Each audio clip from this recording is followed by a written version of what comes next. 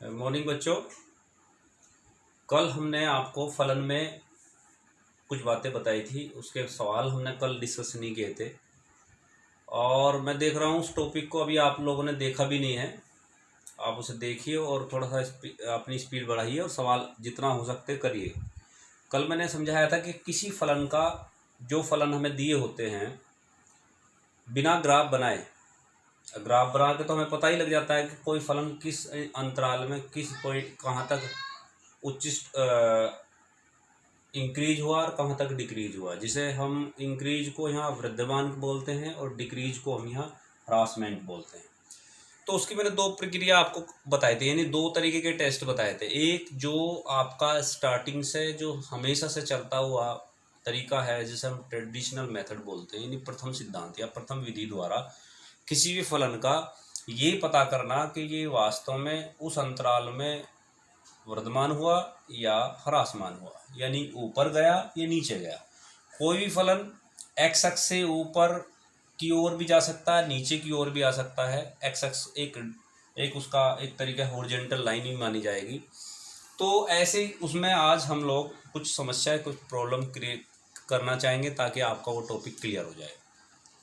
इसमें क्वेश्चन लीजिए। पहले तो मैं एक सवाल ऐसा बताऊंगा जो पहली विधि, जो आपकी ट्रेडिशनल विधि द्वारा किस तरीके से सिद्ध करते हैं। तो एक सवाल है, सिद्ध कीजिए कि फलन एफ एक्स इक्वल टू फलन f x equal to 3x + 17 एक वर्धमान फलन है। ये बात हमें सिद्ध करनी है कि ये वर्धमान है। तो जब हल करेंगे तो हल करने में हम इस फलन में x की वैल्यू जो भी होगी 1 2 3 4 जो भी इंटरवल होगा, मान लीजिए माना इसमें दो हमने अंतराल लिए, एक x1 < x2, यानी x1 x2 एक अंतराल के दो बिंदु हैं जिसमें x1 x2 से छोटा है।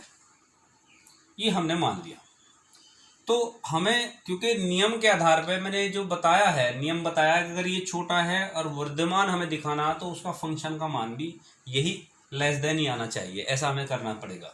तो क्या बताइए कि अगर दोनों फलन जो दो बिंदु हमें दिए हुए हैं, अगर इनमें दोनों में 3 से मल्टीप्लाई कर दी जाए, 3x1 < 3x2, तो इस साइन पर कोई प्रभाव नहीं पड़ेगा। ये बात तो सब जानते होंगे। क्यों नहीं पड़ेगा? क्योंकि 3 से मल्टीप्लाई मैं यहाँ कर रहा हूँ, 3 से यहाँ कर रहा हूँ। मान लीजिए ये नंबर 5 होता और ये नंबर 7 होता, तो 5 में 3 से मल्टीप्लाई होती, 5 × 15, 7 × 21, बात वही रहती। इसमें कोई दिक्कत आपको नहीं आई होगी। ऐसे ही यहाँ 3x1 है, मैं मान लो दोनों और 17 जोड़ दूँ। जब मैं 17 जोड़ूंगा तो आप देख रहे होंगे, अगर 17 इधर जुड़ रहा तो 17 उधर जुड़ रहा, तो दोनों तरफ बराबर संख्या जुड़ रही, तो इस साइन पर कोई इफेक्ट नहीं पड़ता। ये मैं क्यों कर रहा हूँ? ताकि मैं फंक्शन बना सकूँ। तो आपने देखा होगा जो फंक्शन की वैल्यू है fx, वो बिल्कुल क्लियर होकर आ रही है। यहाँ x था तो यहाँ x है, और यहाँ x1 है तो यहाँ fx1 हो जाएगा < fx2। तो ये कंडीशन है हमारी वर्धमान होने की।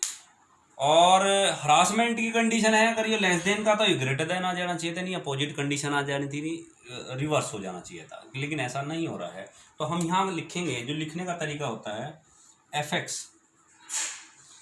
X equal to 3x + 17 r पर वर्धमान फलन है। ऐसा आप लिख के सब छोटा कर देंगे, छोड़ देंगे। ये तो मैंने वो मेथड बताया जो आपका पहले से बना हुआ था, शुरू से स्टार्टिंग से था। जब तक आपने अवकलन नहीं पढ़ा था तब तक तो ये मेथड था। अवकलन से के बाद हम इसको दूसरे तरीके से कैसे कर सकते हैं, इसको क्या मैं एक क्वेश्चन अलग से लेता हूँ आपको समझाने के लिए। मैं इस चैप्टर से ऐसे 2-3 क्वेश्चन उठाए हैं जो सारे क्वेश्चनों को कवर कर लेंगे। तो इसमें एक क्वेश्चन है, सिद्ध कीजिए, इसमें लिखा हुआ सिद्ध कीजिए कि फलन fx equal to sin x, fx equal to sin x। क्योंकि जहाँ टिग्नोमेट्री के सवाल आएंगे वहाँ टिग्नोमेट्री के क्वेश्चन भैया अंतराल में चलेंगे, चतुर्थांशों में चलेंगे, जैसे 0 to 2π आपको मतलब ये किसी भी अंतराल में आपसे पूछ सकते हैं कि 0 to π/2 के बीच में ये कैसा रहेगा, या π/2 to पाई के बीच में ये कैसा रहेगा, या 0 to मतलब पूरे चतुर्थांश में 360 तक कोई भी बातें आपसे पूछी जा सकती है किसी भी अंतराल में। तो जब इसने सिद्ध करने के लिए कहा तो पहला केस इसने कहा हमसे कि सिद्ध करो कि वर्धमान होगा किसमें 0 to π/2 में फलन वर्धमान होगा। ये बात इसने हमसे कही। तो हम इसे जो हमसे 3 पॉइंट पूछे, पहला मेरे से सामने ये पॉइंट रखा था, तो इसे हमें हल करते हैं। तो इसी को हल करने के लिए सबसे पहला काम क्या है कि सेकंड मेथड जो डिफरेंशियल का मेथड था वो ये था कि इसका अवकलन किया जाए। फलन है हमारे पास f(x) = sin x। तो जब मैं इसका डिफरेंशियल करूंगा f(x) = cos x आ जाएगा। क्या आ गया? cos x। तो जब cos x आ गया तो f' की वैल्यू 0 to π में क्या होगी, अब आपको हमें ये बताना है। अब आप देखिए f' आपका निकल गया। तो हमारा पहला केस है a। यदि अब आप लेंगे यदि x बिलोंग्स टू 0 to π/2 है तब जब x की वैल्यू 0 से π/2 के बीच लाई करती है तो आप देखिए cos x जो होगा ये वाला पार्ट हमारा ग्रेटर देन 0 रहेगा। क्यों रहेगा? क्योंकि 0 to π/2 प्रथम चतुर्थांश है। क्या है? फर्स्ट क्वाड्रेंट कह सकते हैं इसे। फर्स्ट, मैं शॉर्ट में इसलिए लिख रहा हूँ, फर्स्ट क्वाड्रेंट में है। और फर्स्ट क्वाड्रेंट में सभी पॉजिटिव होते हैं, ऑल पॉजिटिव, सब पॉजिटिव होते हैं। तो जब सब पॉजिटिव रहेंगे तो कोस की जो भी वैल्यू आप रखेंगे वो 0 से बड़ी आएगी और पॉजिटिव रहेगी, धनात्मक होगी, इसकी वैल्यू पर कोई फर्क नहीं पड़ेगा। तो ऐसे केस में f' ग्रेटर देन 0 आ रहा। और हमने क्या बताया था? हमने भी तो यही कहा था कि जब हम डिफरेंशियल के केस बता रहे थे, क्या था f' ग्रेटर देन 0 तो निरंतर वर्धमान होगा। अतः हम यहाँ लिखेंगे f(x) 0 to π/2 में वर्धमान है। क्या है? वर्धमान। ये तो हो गया आपका पहला केस। आपने समझ में, आपकी सबकी समझ में आ गया। इसके बाद इसने दूसरा केस पूछा है हमसे। दूसरे बी पॉइंट में हमसे कहा है कि बी पॉइंट कहा है π/2 to π या सेकंड चतुर्थांश में ह्रासमान होगा, ऐसा कहा। तो अब ये चीजें तो आप हल करने में आपने निकालनी है, वो निकाल ली भी है आपने। देखिए ये चीजें तो आप डिफरेंशियल करेंगे वो आपके सामने है ही। तो सेकंड केस में आपने ये सिर्फ लिखना है, यदि सेकंड केस बी में हल कर रहा हूं, यदि x बिलोंग्स टू π/2 to π है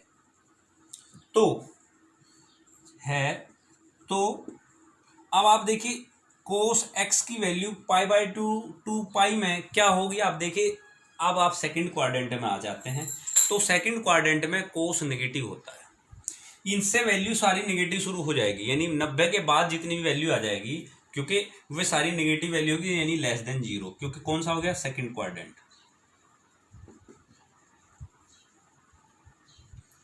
ये सब नेगेटिव होते हैं। तो जब नेगेटिव रहेगा तो f' लेस देन 0 होगा। तो आप लिखेंगे इस केस में जब x रहेगा, अतः f(x) π/2 to π में ह्रासमान है। ये केस हो जाएगा। तीसरा पॉइंट भी इसमें पूछा है कि एक इंटरवल ऐसा भी है, अगर कंप्लीट इंटरवल ले लिया जाए, सी पॉइंट इसमें कहा सी में कि 0 to π में न तो वर्धमान है और न ही ह्रासमान है। ये बात कही इसमें 0 to π में। तो ये चीज तो सेम वही रहेगी, आपको ये है बदलना, बस जो मैं बदल रहा हूँ ये चीज वो हल करने में आप बार बार वही चीज कर ही रहे हैं। तो आप लिखेंगे, अब आप ये लिखेंगे यदि x बिलोंग्स टू 0 to π। तो आप देख रहे हैं कि जब 0 to π रहेगा तो कोस 0, क्योंकि आपका जो ग्राफ है वो यहाँ से अगर 0 to π आया भी है x से ऐसे, तो वो ऐसे आने के बाद यहाँ आ गया, यानी ये और ये पॉइंट तो 0, अगर 0 और π पे अब यहाँ है, यहाँ π है, यहाँ 0 है, तो ये x एक्सिस पर आ जाता है। आपका कहाँ पे आ गया? एक्स एक्सिस पे ये दो पॉइंट ऐसे हो जाएंगे, ना तो यहाँ ऐसा पॉइंट है जब ये एक्स एक्सिस पे ही स्थित होगा इस जगह आकर, ना तो आप ये कह सकते हैं कि ये आपका इंक्रीज हो रहा है, और ना ये कह सकते हैं ये डिक्रीज हो रहा है, यानी यहाँ आपकी कोस एक्स की वैल्यू 0 हो जाएगी, 0 होगी, क्योंकि आपका एक्स एक्स पॉइंट यहाँ मान लीजिए 0 है और आपने फिर इससे मूल बिंदु से होकर ये पाई पर आ गया, तो इन दोनों पॉइंट, ये पॉइंट कैसे कहलाएंगे, 0 to पाई पे दोनों, ना तो वो वृद्धिमान होगा और ना ही आपका हरासमेंट होगा। तो आप कह सकते हैं 0 to पाई एक एक्स एक्सिस पर स्थित है, अतः फलन एफ एक्स आपका एफ डैश एक्स 0 हो जाएगा, अतः फलन न तो वर्धमान है और न ही ह्रासमान है। ये दूसरे टाइप का क्वेश्चन है आपका, जो मैंने आपको डिफरेंशियल से समझाया। एक क्वेश्चन आपका ऐसा लेके चलते हैं जो आपको तीसरे टाइप का, 3 तरीके के सवाल इस एक्सरसाइज में दिए गए हैं। तीसरे टाइप का एक सवाल ले लेते हैं, एक्सरसाइज में है, छठा क्वेश्चन दे रखा है कि मान लीजिए क्वेश्चन नंबर 6, फलन f x equal to 2x³ minus 9x² plus 12x plus 1, ये तीसरे टाइप का क्वेश्चन है।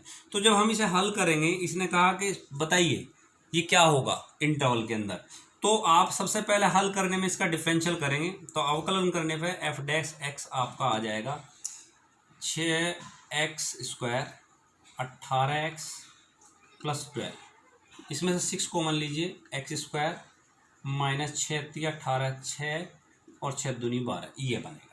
अब इसके डिफरेंशियल आप जब करेंगे, वो सॉरी डिफरेंशियल नहीं, सॉरी मैं बोल रहा हूँ, इसका जब हम फैक्टर करेंगे तो 2 फैक्टर बनते हैं, एक बनता है x माइनस 1 और एक बनता है x माइनस 2, सॉरी एक x माइनस 1 और x माइनस 2, 2 बनेंगे। और अब इसको ज्ञात करने के लिए यदि मान ले f dash x equal to 0 है, तब आपके 2 फैक्टर x माइनस 1 और x माइनस 2 बराबर 0, तो x की 2 वैल्यू होगी 1 और 2। जब 2 वैल्यू रहेंगी तो r जो बनेगा वो क्या बनेगा, अतः r जो रेंज जो पूरी कंप्लीट वो बनेगी, वो 3 आपके फलन बनाएगी। क्या बनाएगी, को 3 भागों में विभाजित करेगी। कौन से, अब आप देखिए, अगर इसे लाइन खींचते हैं, लाइन खींचिए, 1 मान लीजिए यहाँ है और 2 मान लीजिए यहाँ है, इधर आएंगे तो ये माइनस इन्फिनिटी होगा और इधर जाएंगे तो ये प्लस के इन्फिनिटी होगा। तो इस तरीके से 3 अंतराल आपके बन जाते हैं। तो तीनों अंतरालों को आप लिख कैसे सकते हैं, आप देखिए, ये तीनों अंतराल होंगे आपके, 3 अंतराल कौन कौन से, एक अंतराल बैठेगा माइनस इन्फिनिटी टू 1, यानी 1 हमारा रहेगा 1, मैंने यहाँ ब्रैकेट ऐसा लगाया है, फिर 1 और 2 रहेगा, और फिर रहेगा 2 प्लस इन्फिनिटी। तो अब आपको और हमें ये देखना है कि इन तीनों अंतरालों में हमारा जो ग्राफ बना था वो कैसा रहा, उच्चिष्ट रहा या निम्निष्ट रहा। इसके लिए हम एक चार्ट बना लेते हैं इस तरीके से। सभी बच्चे इस चार्ट को तैयार करेंगे तो समझ में जल्दी आ जाएगा और क्लियर भी हो जाएगी बात। मान लीजिए हमारे पास अंतराल हैं minus infinity to 1, 1 to 2, 2 to ये हो गया आपका बिंदु। बिंदु में यहाँ 0 ले लेंगे, यहाँ 1.5 ले लेंगे और यहाँ ले लेंगे 3, यानी बीच का पॉइंट लेंगे, और ये हो गया आपका एफ डैश एक्स। तो आप जब एफ डैश में 0 रखेंगे, मान लीजिए वहाँ 0 रखा, वो जो आपका एफ डैश एक्स बना था वो था 6x माइनस 1 x माइनस 2।